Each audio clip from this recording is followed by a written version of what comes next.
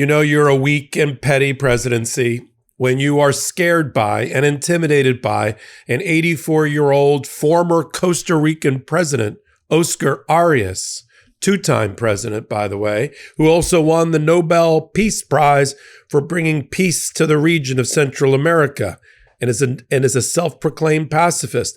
But in February, upon a visit by Marco Rubio, that little Marco, Secretary of State who came to Costa Rica, he said out loud and in social media postings that it was tough for small countries like Costa Rica to stand up against the pressure of the United States, especially when the president is acting like a Roman emperor trying to make everybody quake. Well, Marco Rubio and Donald Trump didn't like that, and now they pulled the ticket from President Arias's passport and revoked his visa. I'm Michael Popok. You're here on Legal AF. Let's talk about how when a person like Arias talks, it makes Donald Trump upset and he retaliates against them. That's all we're watching in this presidency. He spends an inordinate amount of time when he's not golfing and spending $30 million of taxpayer dollars. Donald Trump is on a vindication and retribution campaign. That's all we're watching. He's not helping the economy. He's not helping the American people. He's not helping with anything. When he acts in a way that's depraved. When he acts in a way that's abusive. Take Oscar Arias as an example. Now, I knew Oscar Arias well because I lived sort of in the Florida region in the 90s. He was a well-respected and is a well-respected statesman.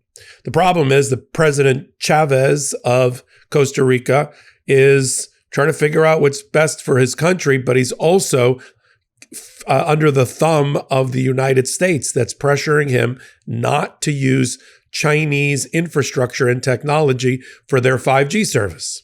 Let me guess. Maybe they should use Starlink and their slow dial-up service for internet. I mean, that's where the government believes, that ultimately it's okay. It's okay for rural countries and other countries not to have 5G service. So Marco Rubio goes down there and he says, effectively, Chavez, you block the Chinese and having 5G coverage, and we will make sure that we go after people who are your enemies. In fact, I've got a clip right now of Marco Rubio during the press conference in February, and then we'll tie it together with what just happened to President Arias. Let's play the clip. I think it's also important to understand that oftentimes, unfortunately, when you confront elements such as these, there are efforts to undermine your institutions by individuals in the government that should be working in the national interest, but instead have found, for some reason, to become complicit with malign actors. And so we're going to try to work in cooperation with you to impose costs on those within the country who use their positions of authority to undermine the interests of the people of Costa Rica and in favor of a malign foreign actor. Okay, well, I think it's pretty clear that was a threat from Marco Rubio that and a promise to Chavez that he would go after all the political rivals of his. See, that's not helping the people of Costa Rica with a cybersecurity problem. That is trying to curry favor with Chavez, a strong man there, and to try to tamp down those former presidents around him, like Arias, who are against his regime. That's all we're watching. But it just shows you how weak and small Donald Trump is. That this 84-year-old self-proclaimed pacifist who won the Nobel Peace Prize, that little prize that Donald Trump has been trying to get his hands on since he was president the first time, and it chaps his backside that Obama has the Nobel Peace Prize, that this Arias has the Nobel Peace Prize. And here's what Arias said and how he learned. This is a two-term former president, so popular that he first served as president starting in 1986 to 1990, but then was reelected in 2006 and 2010. That's how popular it was. And according to Arias, this is the note he got. He says in his reporting here, I received an email from the U.S. government informing me that they have suspended the visa I have in my passport. The communication was very terse. It does not give reasons. One could have conjectures. Yeah, Let's do the timeline. He says, Costa Rica, stand tall. Don't be pressured. I know it's hard with American interests, especially when it's being led by somebody who believes he's a Roman emperor. Marco Rubio hits the podium with current President Chavez and says, don't worry, I got you. I'm going to go after your political enemies and political rivals, like former President Arias. And you know Donald Trump has a thing about going after former presidents. Look what he's doing in this country. He's going after former President Biden, former President Clinton, Hillary Clinton, still.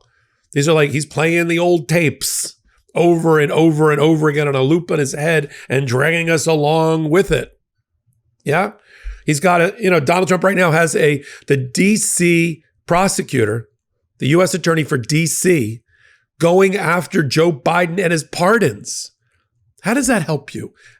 While Donald Trump is pardoning cryptocurrency fraudsters and companies and people that commit financial fraud and we're literally on their way to jail. Yeah. He then has, as a running interference and distraction mode, he has his U.S. attorney for D.C. announce he's going after Biden's pardons. How does that make your life 1 ounce better than it was before I told you about that? It doesn't. When you want to know what Donald Trump's Achilles heel is and his weaknesses, look to who he attacks and look to the type of profiles and courage that they represent. Donald Trump will never be half the president that Arias was for his own country, nor respected the way that Arias was and is within his own country. But Donald Trump can't stop meddling and can't stop his retribution campaign. And we're going to call it out right here on Legal AF. I'm glad you're here. Well, I got you just for a minute. I'd like you to hit the subscribe button, of course. But let me tell you about some new contributors that we just brought on from another Midas channel for regular, daily hot takes like mine. Well, their version of mine. We got Dave Arenberg, ding, Florida lawman, former state attorney for Palm Beach County, Florida, and a constitutional scholar in his own right. He's going to be doing everyday updates here on Legal AF. As a colleague of his, Melba Pearson, she is a former ACLU director and attorney, has a long history in civil rights and constitutional rights, and she's an important voice.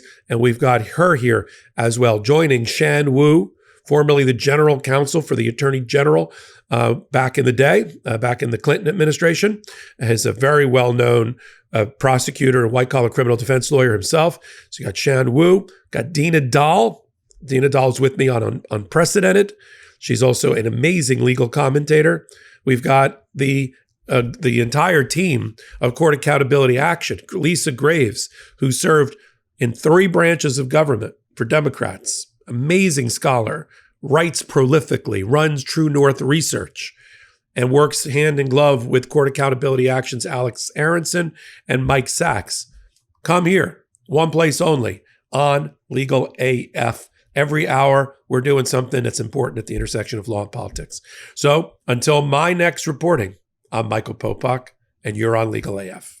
In collaboration with the Midas Touch Network, we just launched the Legal AF YouTube channel. Help us build this pro-democracy channel where I'll be curating the top stories at the intersection of law and politics. Go to YouTube now and free subscribe at Legal AF MTN. That's at Legal AF MTN.